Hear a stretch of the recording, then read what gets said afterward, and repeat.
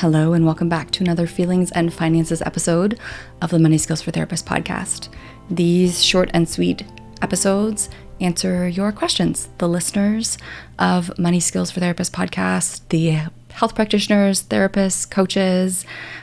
These episodes are lots of fun. We just started doing them last season, and I'm really enjoying them. And today we have a question from Dana. Here's Dana's question. Hi, Linzy. It's Dana Kaur, group practice owner from Manitoba. I'm loving your Friday Feelings and Finances episodes, and I'm so grateful for another opportunity to learn from you. My question is around expenses. I feel that my relationship and mindset with money and CFO time has made such a positive shift through my time and learning in Money Skills for Therapists and Money Skills for Group Practice Owners. I'm tracking and monitoring. I'm consistently forecasting revenue and analyzing the numbers, and this is all feeling really great. What I am noticing is I don't have the same positive interactions with expenses. At the onset of the year, I budget and plan for all the business expenses, but it seems that once I have a general idea of those expenses, I disconnect and hope for the best from there, looking at those expense numbers again at the year end. I don't seem to be able to track and predict or to be on top of expenses in the same way that I can with income. I tried doing a weekly projection for expenses, but it felt completely overwhelming with so much uncertainty. My expenses are really fairly consistent, so I feel like this is more a mindset issue. I'd love your words of wisdom on how to better manage tracking real time or projecting expenses and how to move through this block I seem to have.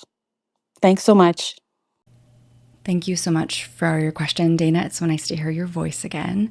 As folks listening would have heard, Dana is a graduate of both Money Skills for Therapists and Money Skills for Group Practice Owners and has this amazing practice in Manitoba. So, Dana, my first question in response to your question is getting clearer with yourself. And you might already know this, but I'm not totally clear on exactly where the block or like what the problem is. So, is it that with your expenses, you end up overspending? Knowing you, I don't think that you do. But is there an overspending piece that starts to come in when you don't know your numbers? Is it more around that emotional relationship, like you mentioned, of a certain avoidance around your numbers? So there's a blurriness or a not knowingness there, that even though you're really clear on your income and projecting that forward, the expenses still have this emotional weight to them. I'm going to suspect it's more the second one, knowing you, so I'm going to dig into that side of things more. But for folks who are listening who are not Dana, this is something to look at when you are struggling with expenses is, what is the real cost of not knowing the expenses, and is it literally costing you? Often when we avoid our expense information, we end up spending much more money than we want, and we're out of touch with what we're spending, and it might not reflect our values. And for many of us, probably most of us, that's where the problems with expenses lie. In your case, Dana, I would suspect, knowing you, that's probably not the case.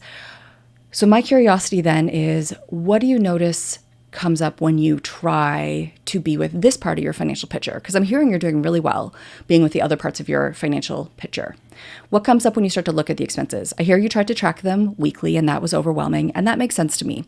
I think that tracking your expenses in some sort of weekly way is probably going to be overkill.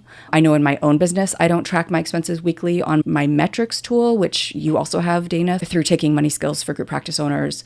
I see the flow of my bank account, which is going to include, money has come in and money has gone out. But I don't actually get into my expenses every week, because when I did try to do that as well, I found it was just too much information and not worth the effort. As a friend of mine would say, the juice isn't worth the squeeze, right? The effort of trying to see your numbers on a weekly basis in terms of expenses isn't really worth what you're going to get out of it.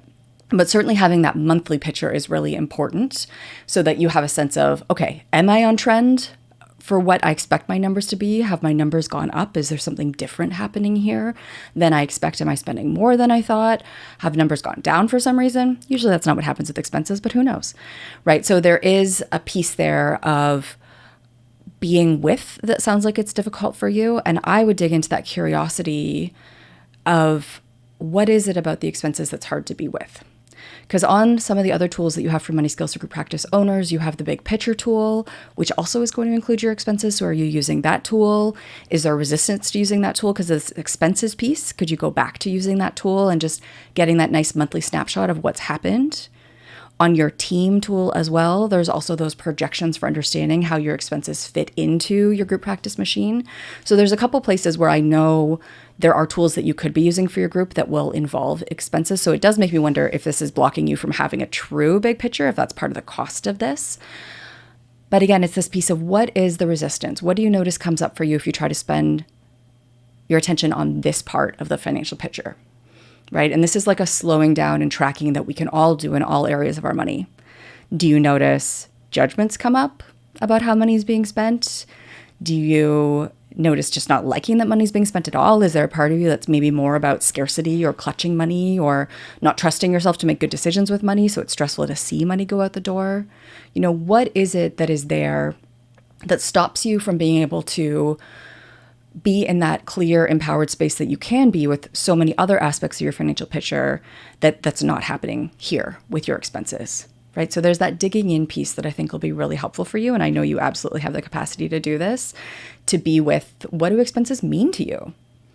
Maybe that's the question at the core of it, right? What does it mean to you spending money? Are there negative beliefs there? Are you comfortable with spending money? Do you like spending money?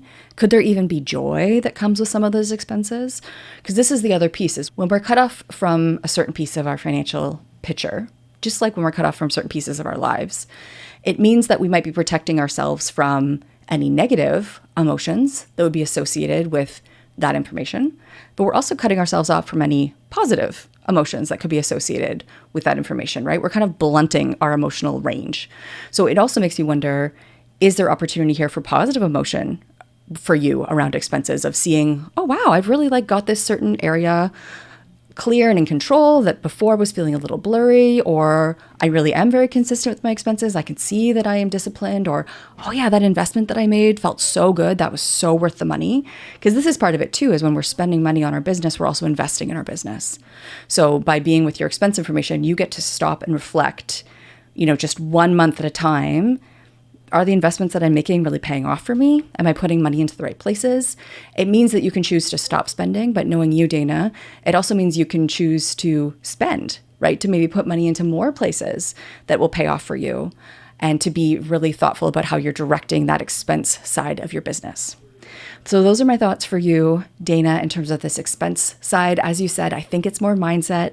Knowing you, I seriously doubt that you are overspending, but there's going to be something else here. And for folks who don't tend on the overspending side of things, then we tend to be more on the clutching, hoarding.